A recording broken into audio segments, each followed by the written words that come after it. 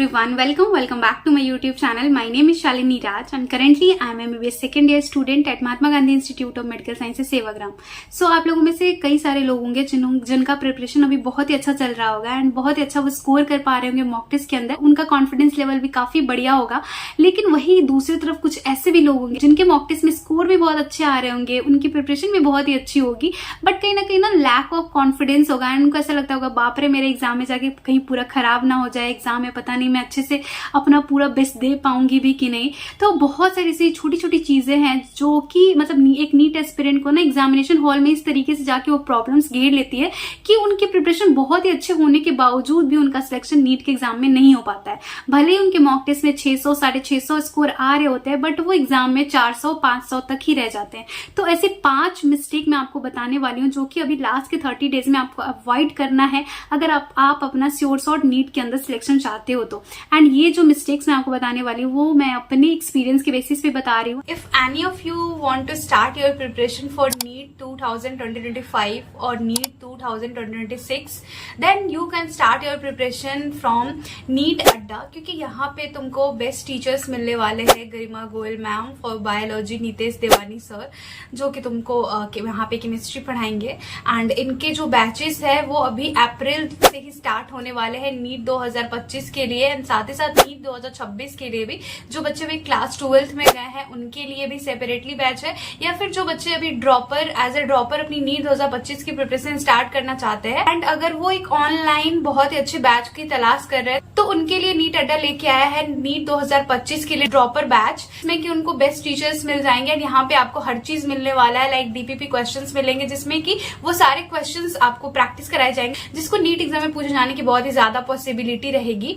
And इसके साथ ही साथ वहां पे आपको टेस्ट सीरीज भी प्रोवाइड करा जाएगा जिसमें कि आप अपना हर वीक में टेस्ट दोगे एंड अपने आप को एनालाइज करोगे। तो अभी जाओ नीट अड्डा पे बैचेस ज्वाइन करो। अगर आप मेरा कूपन कोड यूज करते हो SHA40 तो वहां पे सारे बैचेस पे आपको फ्लैट 40% डिस्काउंट भी मिल जाएगा। तो मैंने सारे लिंक्स डिस्क्रिप्शन बॉक्स में दे दिए हैं, go and check it out. पहली गलती क्या होती है, पहली चीज जो हर एक नीट एस्पिरेंट बहुत ही ज्यादा इग्नोर करता है वो होता है अपना मेंटल हेल्थ का ध्यान रखना। हम क्या करते हैं ना, सिर्फ पढ़ाई के ऊपर ही ध्यान देते हैं एंड अपने मेंटल हेल्थ पे ध्यान ही नहीं दे पाते। जब लास्ट का 10 दिन 5 दिन और 1 दिन बाकी रहता है ना नीट एग्जाम का, तो मतलब हम इतना ज्यादा डर जाते हैं, पैनिक अटैक आने लगता है हमको। जैसे जैसे दिन कम होता है तो एंजाइटी अटैक आने लगता है, बहुत ज्यादा डिप्रेस होने लगते हैं। तो ये सब प्रॉब्लम कब आती है, जब हम स्टार्टिंग से ही एग्जाम ओरिएंटेड अपनी थिंकिंग नहीं रखते हैं। तो अगर हम सोच के रखेंगे ना कि नहीं हमें इस बड़े से एग्जाम को क्रैक करना है, इसमें बैठना है, तो उस तरीके का माइंडसेट भी बनाना पड़ेगा। तो ये एक दिन में नहीं आ पाएगा, इसकी प्रैक्टिस आपको पहले से करनी पड़ेगी। इसके लिए आपको क्या करना है, इसके लिए आपको अभी से योगा, मेडिटेशन ये सब को अपनी डे टू डे लाइफ में लाना पड़ेगा ताकि आपका माइंड बहुत ही ज्यादा रिलैक्स हो पाए, बहुत ही ज्यादा काम रह पाए। क्योंकि इस एग्जाम में ना रिलैक्स माइंड का बहुत ही बड़ा खेल है। अगर आप बहुत ही ज्यादा रिलैक्स वे में बहुत ही काम अपने माइंड को रख के इस एग्जाम को दोगे ना तो आप अपना 200% इस एग्जाम में दे पाओगे एंड आपके मार्क्स जो मॉक टेस्ट में कम आ रहे थे भले ही, वो उससे भी कई गुना अच्छे नंबर आपके एक मेन एग्जाम में आ सकते हैं।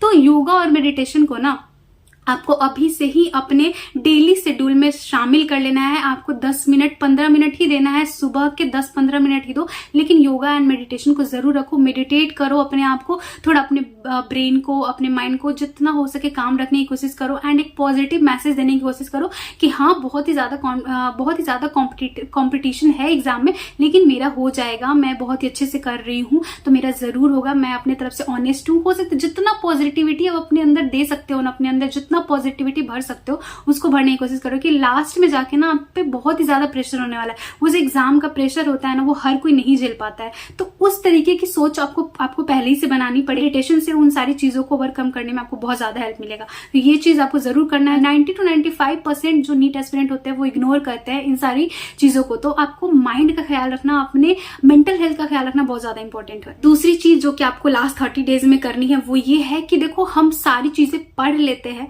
लेकिन हम उसको ना समराइज नहीं कर पाते, उनको बहुत ही अच्छे से अपने माइंड में फिट नहीं कर पाते। वो कब होता है, जब हम रिवीजन नहीं अच्छे से कर पाते।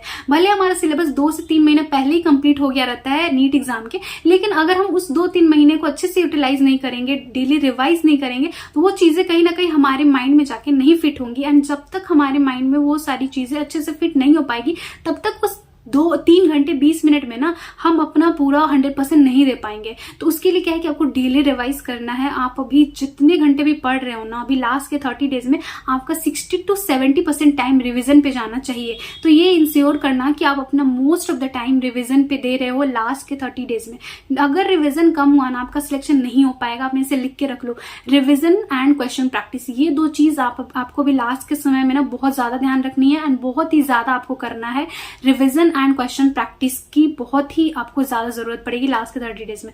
तो ये इंश्योर करना आपको कि आप बहुत ही अच्छा टाइम इन दोनों चीज पे लगा रहे हो भी। तीसरी चीज कि आपको अपने मेंटल हेल्थ के साथ ना आपको थोड़ा अपने फिजिकल हेल्थ पे भी ध्यान रखना है एंड आपको भी लास्ट के 30 डेज में जंक फूड को एकदम से अवॉइड करना है। देखो मात्र 30 दिन का बात है यार, इसके बाद आपको जो खाने पीने का मन करे आप खा सकते हो, लेकिन इस 30 दिन में अगर आप अपना हेल्थ का ध्यान नहीं रखोगे ना, तो आपने पूरे साल जो भी मेहनत करी है, जितना भी आपने जान लगाया है, अगर लास्ट के 10 दिन में आपकी तबीयत खराब हो गई ना, तो आपका पूरा साल खराब हो जाएगा, आपकी पूरी मेहनत खराब हो जाएगी। इसलिए जरूरी है कि अभी जितना हो सके अपने ऊपर ध्यान रखो। इवन मैं आपको एक चीज बताती हूँ, मैंने हॉस्टल में रहती थी अपनी नीट की प्रिपरेशन के टाइम पे। तो वहां पे ना मतलब जो हॉस्टल था ना, वो होता है ना छोटे छोटे रूम्स होते इस तरीके के, तो थोड़ा टाइल्स पे से पानी लगा होता था, कभी कभी जैसे पोछा लगा ऐसा लगा। तो और कभी मैं खाना लेने जा रही हूँ मेस में, तो मैं सब बहुत ध्यान से चलती थी कि लाइक मैं कहीं स्लिप होके गिर ना जाऊं, मतलब कहीं चोट ना लग जाए, पैर ना टूट जाए, हाथ ना टूट जाए। तो इवन मैं इतनी ज्यादा अपने लिए वो मतलब डरी हुई रहती थी कि नहीं, मतलब ये सारी चीजों का बहुत ज्यादा ध्यान रखना है,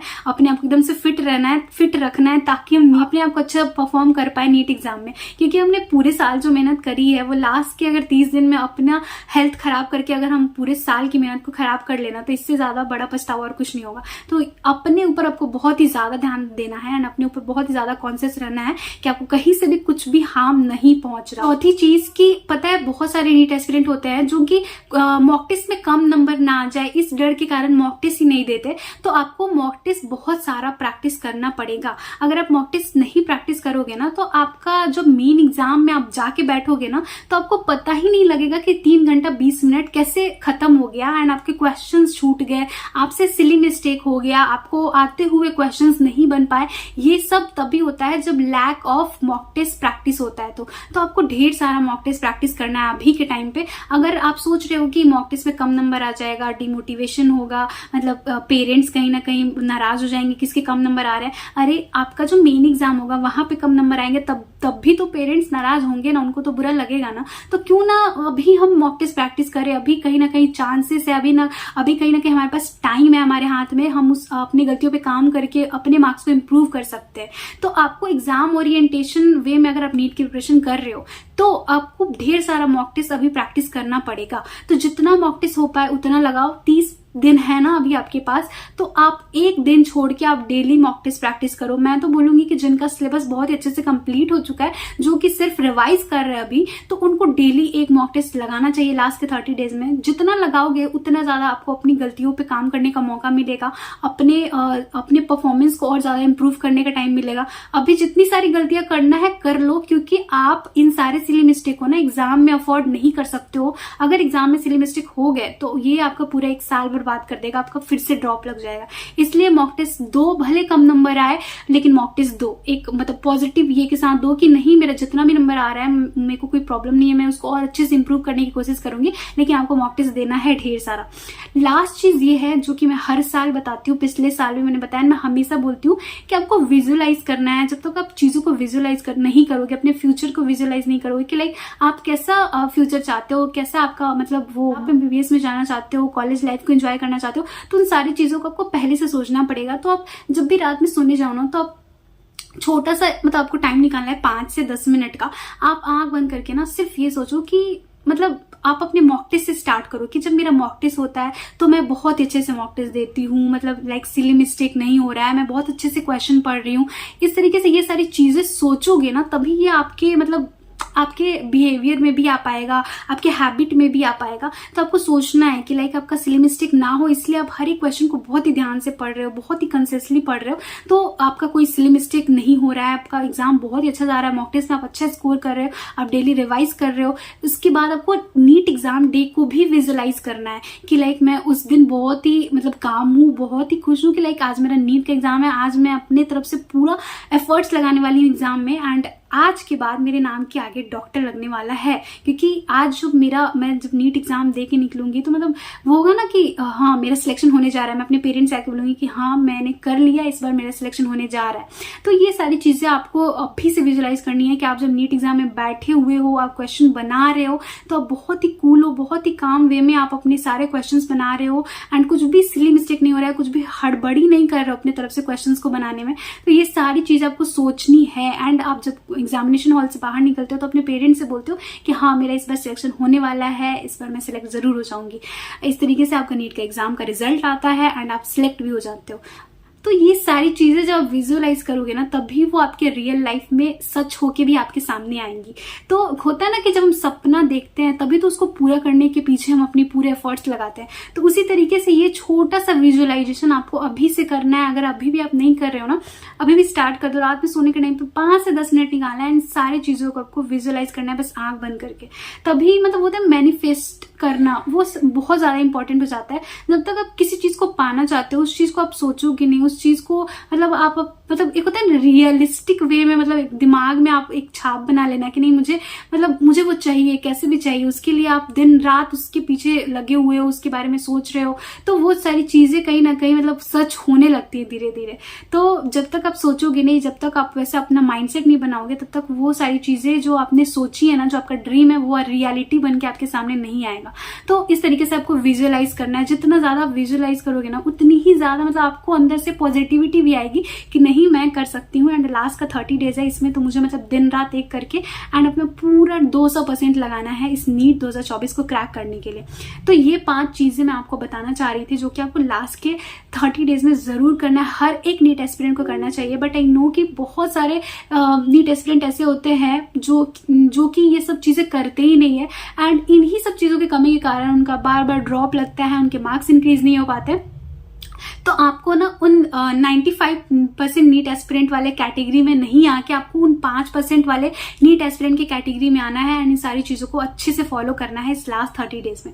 सो बस इस वीडियो के लिए इतना ही। मैं यही सारी चीज आपको इस वीडियो में बताना चाह रही थी एंड आई होप कि आप मेरे सारे पॉइंट्स को समझ पाए होंगे एंड आप लोग जरूर ये सारी चीजें अभी से करना स्टार्ट कर दोगे। तो नीचे कॉमेंट सेक्शन में जरूर लिख के जाना कि हाँ दीदी मैं अभी से ये सारी चीजें करने जा रही हूँ and I will definitely follow this all 5 tips.